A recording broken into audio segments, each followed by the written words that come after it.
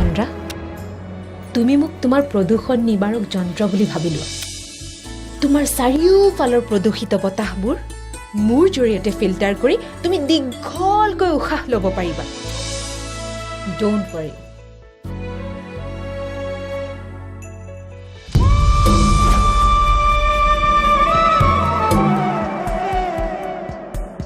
এনেকুৱা এষাৰ আশ্বাসৰ বাণী শুনিবলৈ জীৱনত কিমান আশা কৰি থাকোঁ আজি প্ৰথমবাৰৰ কাৰণে কোনোবাই এনেকে আশ্বাস দিছে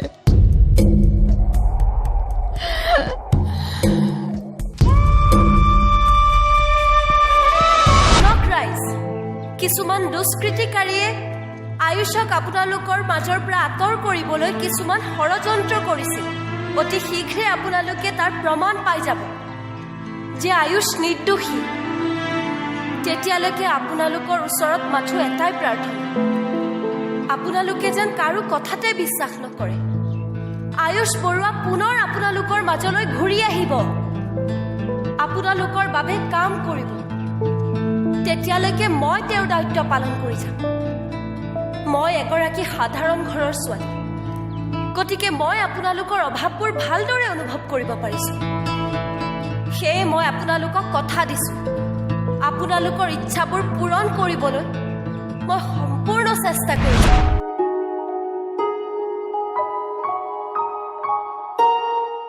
আপুনি একো নামাতে কিয় প্লিজ মোক বুজিবলৈ চেষ্টা কৰক আজীৱন মই মোৰ মাৰ বাবে ব্যাকুল হৈ আছিলোঁ আজি মই শাহুৱাইৰ ৰূপত মই মোৰ মাক পাইছোঁ সেইজনী মাক মই এনেকৈ বেমাৰত এৰি থৈ গৈ কেনেকৈ সুখত থাকিব পাৰিম আৰু মই সুখত নাথাকিলে জানো আপুনি সুখত থাকিব পাৰিব তোমালোকৰ দৃষ্টিত তোমালোক যে সফল মাক দেউতাক সেইটো আত্মসন্তুষ্টি ল'ব পৰাকৈ সকলোবোৰ তাগিদাই পূৰণ কৰিছা কিন্তু তাৰ পাছতো সন্তানৰ কিছুমান তাগিদা থাকে সেইবোৰ তোমালোকে উপলব্ধিয়ে কৰিব নোৱাৰা এইখিনিতেতো তুমি আৰু পাপা মোৰ বাবে পুতৰ পাত্ৰ চন্দ্ৰা আজিকালি তোৰ মুখখন বৰ বাঢ়িছে মুখ বাঢ়িলে মুখ বন্ধ কৰা তৰিকা দেখোন পাপাই বহুত ভালদৰেই জানে পাপাক কৈ দিবা মোৰো মুখখন এদিন বন্ধ কৰি দিওঁ তাৰ পাছত আৰু তোমালোকে আৰু অশান্তি পাই নাথাকিবা তোক লৈ পাপাৰৰ বৰ চিন্তা হৈছে পাপাৰ মুখ লৈ চিন্তা হোৱা নাই মা পাপাৰ চিন্তা হৈছে নিজৰ কামক লৈ আননোন নম্বৰ দেখোন ৰিচিভ কৰোঁ নে নকৰোঁ কি ঠিক কিবা দৰকাৰী ফোনতো হ'ব পাৰে হেল্ল' উৰিটি মই আয়ুষ আয়ুষ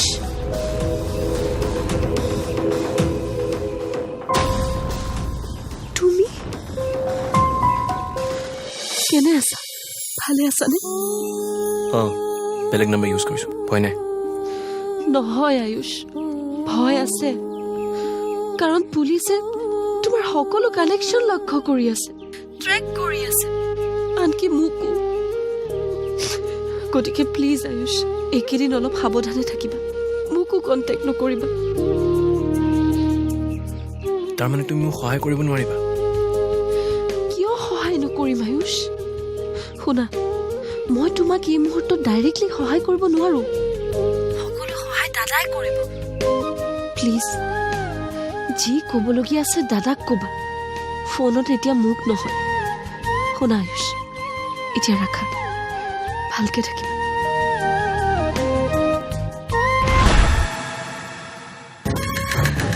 নুপুৰ মা গা ধুবলৈ বাথৰুমত সোমাইছে দেৰি হ'ব চাগৈ এনেও মায়ে গা পা ধুই গোসাঁই সেৱাৰ কৰাৰ পিছতহে খাব মাৰ বাতিটো তুমি ইয়াতে ঢাকি থৈ যোৱা